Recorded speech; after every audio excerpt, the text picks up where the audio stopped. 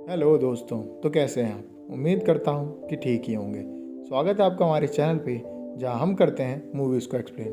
तो आज हम आपके लिए मूवी लेके आए हैं टॉप गन मैवरिक। तो बिना किसी देरी के मूवी का एक्सप्लेनेशन शुरू करते हैं। तो मूवी स्टार्ट होती है नेवी के एक जहाज़ से अमेरिका में, जहाँ पे डेली रूटीन चेकअप के हिसाब से जेट्स की चेकिंग हो रही होती है। फिर हमें दिखाया जाता है मैवरिक, जो कि एक जगह पे अपने प्लेन को रिपेयर कर रहा होता है। उसके बाद वो एक रेस्ट्रिक्टेड एरिया में जाता है, जहाँ सिर्फ ऑफिशियल्स ही जा सकते हैं। वहाँ जाने के बाद उसको होंडो मिलता है, जो उसको बताता है कि हमें मार्क 10 तक जाना होगा।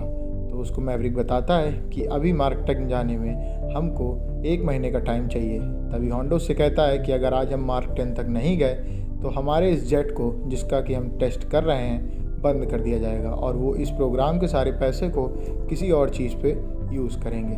इसके बाद मैवरिक उससे कहता है उन्हें मार्क 10 चाहिए, तो आज ही उनको मार्क 10 मिलेगा। और मैवरिक फिर जेट में बैठ जाता है और वो उसको मार्क 10 तक की स्पीड तक के लिए रेडी करता है। वो टेक ऑफ करने ही वाला होता है कि तभी वहाँ पे एडमिरल केन आ जाते हैं, जिनको देखते ही होंडो कहता है कि तुम चाहो तो अभी इस मिशन को अबॉर्ट कर सकते हो। जिसके बाद मैवरिक कहता है कि अगर हमने उसको बंद कर दिया तो ये जेट हमेशा के लिए बंद हो जाएगा।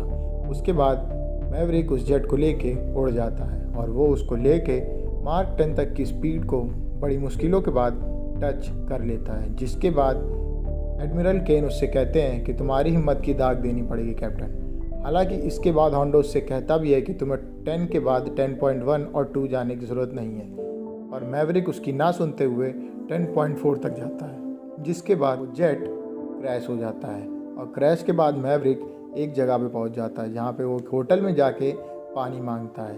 एक बच्चे से वो पूछता है कि हम कहाँ पे हैं, तो वो बताता है धरती पे। वो लोग उसको एलियन समझ रहे होते हैं। तभी मैवरिक को लेने नेवी वाले आ जाते हैं। तो उसको लेके जाता है एडमिरल केन के पास। केन उससे कहता है कि तुम 30 साल से जॉब कर रहे हो, इसके बावजूद तुम सिर्फ एक कैप्टन रह गए, एडमिरल तक नहीं बने। जिसके बाद वो पूछता है कि ऐसा क्यों, जिसका जवाब मैवरिक देता है कि मुझको जहाँ पे हूँ वहीं रहना पसंद है। उसके बाद केन उससे कहता है कि मैं तुम्हारा कोर्ट मार्शल करने वाला था, पर तुमको नॉर्थ आइलैंड से बुलावा आया है टॉप गन की ओर से। जिसको सुनने के बाद मैवरिक काफ़ी उत्साहित हो जाता है। वो उसको बताता है कि तुम्हें अब 1 घंटे के अंदर नॉर्थ आइलैंड के लिए निकलना होगा। और ये सुनते ही मैवरिक वहाँ से नॉर्थ आइलैंड के लिए निकल जाता है टॉप गन के हेडक्वार्टर में। टॉप गन के हेडक्वार्टर में पहुँचने के बाद मैवरिक डायरेक्ट मिलता है साइक्लोन और वॉरलॉक से, जिन्होंने उसको वहाँ पे बुलाया होता है। वो उनसे पूछता है कि मिशन क्या है। तभी साइक्लोन उसको बताता है कि इस मिशन में आप एक गाइड के रोल में आए हैं, आपको इस मिशन को पूरा नहीं करना है। मिशन कुछ इस तरीके का रहता है कि एक पहाड़ी इलाके में यूरेनियम मिलने की वजह से कुछ पड़ोसी देश, जो कि उनके फ्रेंड नहीं होते हैं, वहाँ पे पावर प्लांट बनाने वाले होते हैं। और वो पावर प्लांट बनने के बाद वो आराम से न्यूक्लियर वेपन्स बना सकते थे, जिसका कि बेस तोड़ने के लिए ही ये मिशन बनाया गया होता है। वो काफ़ी ख़राब जगह होती है, जहाँ का एक्सपीरियंस सिर्फ मैवरिक के पास रहता है, इसलिए वो लोग वहाँ मैवरिक को बुलाते हैं। मैवरिक कहता है कि मुझे किन्हें गाइड करना है। तभी वहाँ पे 7 लोगों की टीम मैवरिक को दिखाई जाती है, जो कि यंग होते हैं। मैवरिक को बताया जाता है कि तुमको इन लोगों को ट्रेंड करना है इस मिशन के लिए। उसको बताता है कि ये पूरे के पूरे पहाड़ी इलाके चारों तरफ से मिसाइल से घिरे हुए हैं, जो कि रेडार सिस्टम से लैस हैं, और वहाँ पे 4 से 5 जेट भी देखे गए हैं, जो कि 5th जनरेशन के हैं। और अगर वो एक बार पीछे लग गए तो बचना नामुमकिन है। इस वजह से हमें मैवरिक के एक्सपीरियंस की बहुत ज़रूरत है। वहीं मैवरिक जब देखता है उन 7 लोगों की टीम को, तो उनमें से एक लड़का रहता है रूस्टर, जिसका कि फादर मैवरिक के साथ एक मिशन के दौरान मर जाता है। जिस वजह से मैवरिक उसके फादर की डेथ का दोषी अपने आप को मानता है। इस वजह से मैवरिक उससे नज़रें भी नहीं मिलाता है। और उसके बाद मैवरिक एक बार में चला जाता है, जहाँ उसकी मुलाकात होती है पेनी से। पेनी उसकी पुरानी फ्रेंड रहती है, जो कि उससे बताती है कि तुम्हें टेंशन लेने की ज़रूरत नहीं है, तुमने इससे पहले भी काफ़ी मुश्किलें झेली हैं, जिनसे कि तुम जीत के आराम से निकले हो। वो लोग वहाँ बातें कर ही रहे होते हैं कि तभी मैवरिक पेनी को कह देता है कि तुम काफ़ी अच्छी लग रही हो। जिसको सुनने के बाद पेनी एक बेल बजा देती है। बेल बजाने के बाद वो मैवरिक को एक बोर्ड दिखाती है, जहाँ पे लिखा रहता है कि बार टेंडर का मजाक उड़ाने पे या नेवी वाले के आने पे यहाँ पे 1 राउंड की बियर वो इंसान सबको पिलाएगा और मैवरिक के ऊपर खर्च आ जाता है वहाँ पे खड़े सब लोगों को बियर पिलाने का। इसके बाद मैवरिक उससे कहता भी है कि ज़्यादा खर्च मत करवाना क्योंकि मेरे पास ज़्यादा पैसे नहीं हैं। और वहीं पे उन 7 लोगों की टीम भी आ जाती है जो कि मैवरिक के खर्चे पे बियर पीती है। उन लोगों को अभी नहीं पता होता है कि मैवरिक ही वो आदमी है जो उनको गाइड करेगा। उसके बाद पेनी कहती है कि अब इसके बाद एक और रूल होता है कि जो बियर पिलाता है उसे हम बाहर भी फेंकते हैं। और तभी उसके टीम के ही 2 लोग आके मैवरिक को बाहर फेंक देते हैं। फिर मैवरिक वहाँ से उठ के चला जाता है। फिर हमें दिखाया जाता है अगला दिन जहाँ पे वो टीम तैयार होती है और मैवरिक उनको सिखाने आता है। मैवरिक को देखने के बाद वो लोग काफ़ी डर जाते हैं क्योंकि उन्होंने मैवरिक के साथ गलत किया होता है। मैवरिक वहाँ पहुँचने के बाद उनको बताता है कि ये काफ़ी हाई एल्टीट्यूड और लो एल्टीट्यूड वाली जगह है जहाँ पे हमको जेट को काफ़ी नीचे लेके जाना पड़ेगा और इसके लिए मुझे आपकी कुशलता का टेस्ट लेना होगा। और इसके बाद वो बोलता है कि चलिए जेट पे बैठिए, मैं आपका टेस्ट लूँगा। टेस्टिंग के दौरान हम देखते हैं कि मैवरिक को हराने में सब लोग असफल रहते हैं। मैवरिक सबको पीछे से आके टारगेट कर देते हैं और सबको हरा देते हैं। रूस्टर काफ़ी ट्राई करता है पर वो भी मैवरिक से हार जाता है। इसके बाद सब लोग वापस नेवी के जहाज़ पे पहुंचते हैं। जहां पहुंचने के बाद हैंगमैन कहता है कि मुझको पता है कि तुम मैवरिक से क्यों चिढ़ते हो, क्योंकि मैवरिक ने उसका एकेडमी में सिलेक्शन होने से रुकवाया होता है एक बार, जिसकी वजह से रूस्टर को 4 साल रुकना पड़ता है। ये सुनने के बाद रूस्टर हैंगमैन से लड़ने लगता है। मैवरिक बीच में आ जाता है और झगड़े को रुकवा देता है। ये सब देखने के बाद मैवरिक काफ़ी टेंशन में आ जाता है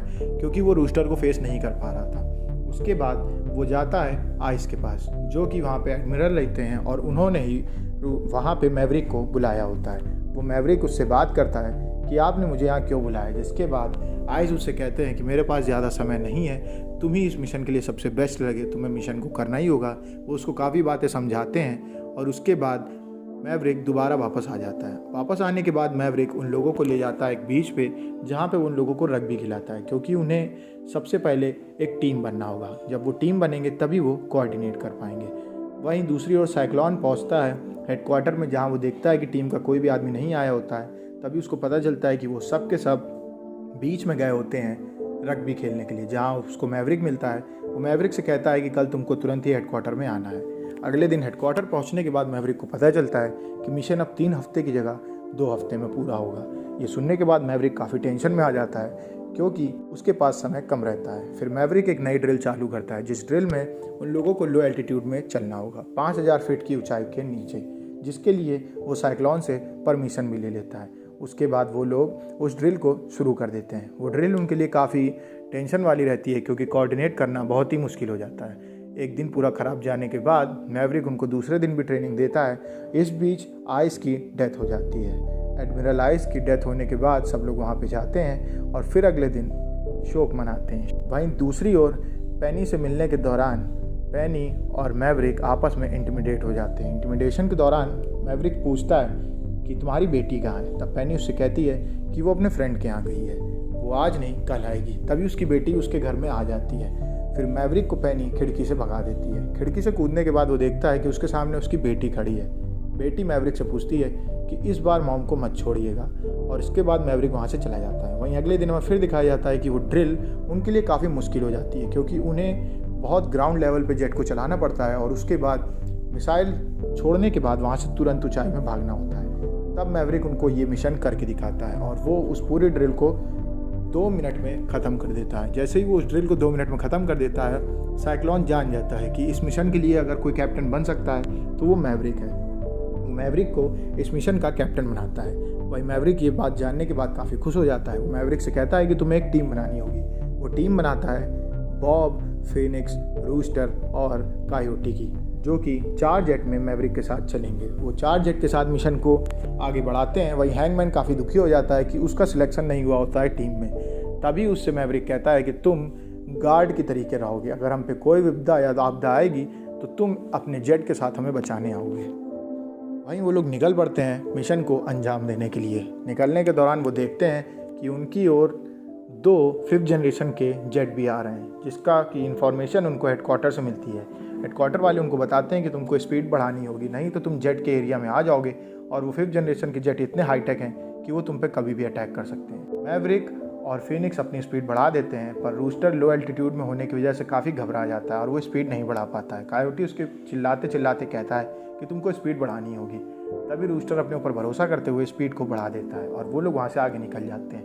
काफ़ी संघर्ष के बाद वो उस मिशन को अंजाम दे देते हैं। अंजाम देने के बाद जैसे ही वो आगे निकलते हैं तभी मिसाइल्स के अटैक उनके ऊपर होने लगते हैं, क्योंकि वो रडार की लाइन में आ गए होते हैं। वो लोग अटैक से बचते बचाते डिफेंस सिस्टम की दम पे वहाँ से जा ही रहे होते हैं कि तभी रूस्टर के पीछे एक मिसाइल आ जाती है और रूस्टर की सारा डिफेंस सिस्टम बंद हो गया होता है। रूस्टर को फंसा देख के मैवरिक उसको बचाने आ जाता है और उसके जेट में मिसाइल लग जाती है और मैवरिक का जेट वहीं पर क्रैश हो जाता है। ये देखने के बाद रूस्टर काफ़ी घबरा जाता है। तभी उसको हेडक्वार्टर से ऑर्डर आता है कि तुमको अपनी टीम के साथ वापस आना है। मैवरिक को भूल जाओ, अब उनकी डेथ हो चुकी है। पर मैवरिक जिंदा रहते हैं। मैवरिक की आंख बर्फ़ में खुलती है, जहाँ वो पीछे देखते हैं कि उनके पास एक हेलीकॉप्टर आ गया होता है और वो उनके ऊपर अटैक करने ही वाला होता है। तभी मैवरिक एक पेड़ के पीछे छुप जाते हैं। तभी वो हेलीकॉप्टर दूसरी तरफ से मैवरिक के ऊपर अटैक करने आता ही है। तभी वहाँ पे आ जाता है रूस्टर। वो मैवरिक को बचा लेता है, पर एंटी रेडार सिस्टम की वजह से वो फंस जाता है और रेडार मिसाइल उसके जेट पे अटैक कर देती है और उसका जेट क्रैश हो जाता है। मैवरिक उसके पास भाग के पहुंचता है। तभी वो देखता है कि रूस्टर अभी ठीक है। वो रूस्टर से मिलता है, रूस्टर पे चिल्लाता है कि तुम यहाँ पे क्यों आए। तो रूस्टर उससे कहता है आपको बचाने। मैवरिक कहता है मैंने ऑलरेडी तुम्हें बचा लिया था ताकि तुम यहाँ से भाग जाओ। तभी रूस्टर बोलता है कि अब हमें यहाँ से निकलना होगा। तभी मैवरिक बोलता है कि हम उनके हेडक्वार्टर में जाएंगे, क्योंकि हेडक्वार्टर के रनवे पे चारों तरफ से ब्लास्ट हो गया होता है और उनका रनवे ब्लास्ट हो चुका होता है। इस वजह से वहाँ के सारे लोग वहाँ से भाग गए होते हैं। एक आधे लोग वहाँ पे रेस्क्यू मिशन को कर रहे होते हैं। तभी रूस्टर उससे कहता है कि अगर हम आ गए और हम पकड़े गए तो हम फंस सकते हैं। तभी मैवरिक उसको बताता है कि सामने एक F-14 जेट खड़ा है जिसमें कि हम बैठ के वहाँ से निकल सकते हैं। तभी रूस्टर उससे कहता है कि बहुत ही छोटा रनवे है। मैवरिक कहता है अगर ट्राई नहीं करेंगे तो बचेंगे नहीं। वो लोग भागते हुए उस जेट के अंदर बैठ जाते हैं और उसको स्टार्ट करके वहाँ से निकलने लगते हैं छोटे रनवे से। वो वहाँ से निकल पाने में कामयाब हो जाते हैं कि तभी एयर में आ जाते हैं 5th जनरेशन के 2 जेट जो कि मैवरिक के आसपास आ जाते हैं। तभी मैवरिक रूस्टर से कहता है कि हाथ इस तरीके से हिलाओ कि उनको पता ही ना चले कि हम उनके दुश्मन हैं और उनके जेट को लेके यहाँ से जा रहे हैं। तभी मैवरिक जान जाता है कि कभी ना कभी तो इनको पता ही चल जाएगा और अगर अटैक नहीं किया तो हम मारे जाएंगे। तभी मैवरिक उनमें से एक जेट के ऊपर अटैक कर देता है और वो जेट वहीं पर ब्लास्ट हो जाता है। दूसरे जेट से काफ़ी देर की मशक्क़त के बाद बचते बचाते उसको हरा के मैवरिक वहाँ से निकल जाता है और पता चलता है कि उसका F-14 विमान अब काफ़ी तरीके से कमज़ोर हो चुका है। तभी सामने से आ जाता है 5th जनरेशन का दूसरा जेट जो कि उन लोगों के ऊपर अटैक करने ही वाला होता है। सारे डिफेंस सिस्टम बंद हो गए होते हैं, उनके पास कोई भी मिसाइल नहीं होती है, जिस वजह से वो जान जाते हैं कि अब उनका जेट क्रैश होने वाला होता है। तभी मैवरिक रूस्टर से कहता है कि इजेक्ट कर लो, जो कि करने में रूस्टर नाकामयाब रहता है क्योंकि उसकी सीट का इजेक्ट सिस्टम ख़राब हो गया होता है। वो लोग मान लेते हैं कि अब वो मरने वाले हैं। तभी वहाँ पे हैंगमैन आ जाता है उन लोगों को बचाने। हैंगमैन उस जेट को क्रैश करके उन लोगों को बोलता है कि हेडक्वार्टर में आइए। हेडक्वार्टर पहुँचने के बाद सब लोग काफ़ी खुश हो जाते हैं और उन लोग से गले मिलते हैं। तभी वहाँ पे हम देखते हैं कि मैवरिक और रूस्टर की भी अब दोस्ती हो गई है। उसके बाद मैवरिक जाता है पेनी के पास। वो पेनी के पास जाके उसको एक प्लेन में घुमाता है और मूवी यहीं पे ख़त्म हो जाती है।